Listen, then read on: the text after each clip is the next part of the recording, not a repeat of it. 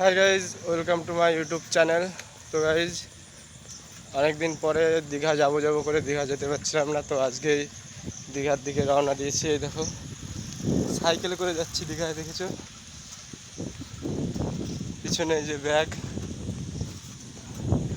তো এই সাইকেলে করে এখন দীঘায় যাব ঘুরতে।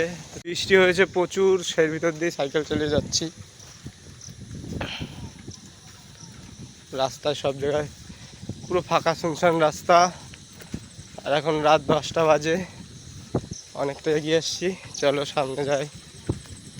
তো সাইকেল নিয়ে যাচ্ছিলাম, এর ভিতরে দেখলাম বাইকে একটা দাদা যাচ্ছে। তো দাদা বললো তুমি কোথায় যাবে, আমি বললাম দীঘা যাবো। তো দাদা আমাকে বললো ঠিক আছে চলো, সাইকেলে অনেক লেট হবে, তোমাকে বাইকে করে যতটা যায় আমি এগিয়ে দিচ্ছি। তো সেইভাবে বাইকে চলে আসছি, দেখো আমাকে এগিয়ে দিচ্ছে বাইকে করে।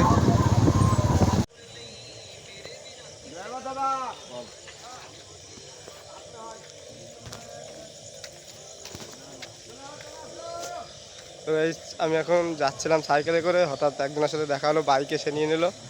এরপরে দেখিয়ে কিছু লোক যাচ্ছে বাসে করে ঘুরতে। তো বাসের থেকে আমার বললো দাদা তুমি কি দীঘা যাচ্ছ, আমি বললাম হ্যাঁ। বলে এত কষ্ট করে যাওয়া, ঠিক আছে চলো আমাদের গাড়িতে। তো সেই গাড়িতেই যাচ্ছে। ওই যে ওই দেখো, ওই বাসে যাব এখন। কি করব, বলছে যখন যেতে, রিকোয়েস্ট করছে এত করে যাই, না গেলে আবার রাগ করবে। তো চলো।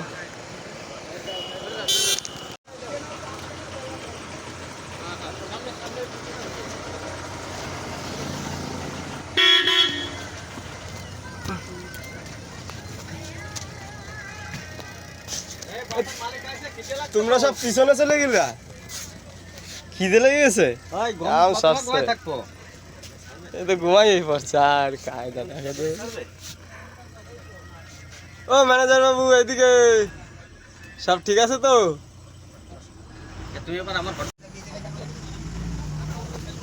তো বাস ছেড়ে দিয়েছে, দেখো এখন বাসে আছি। বাস পুরো ফাঁকা, লোক কম, ওই জন্যই আমাকে নিয়েছে বাসে। দেখো পুরো ফাঁকা, অল্প কজনই যাচ্ছে, ফ্যামিলি ট্যুরের মতন।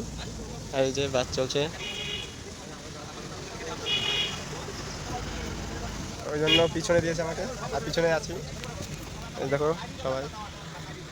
তবে অনেক রাত হয়ে গেছে, এখন ঘুমিয়ে পড়বো। ওকে, গুড নাইট, আবার দেখা হবে সকালে। বাই।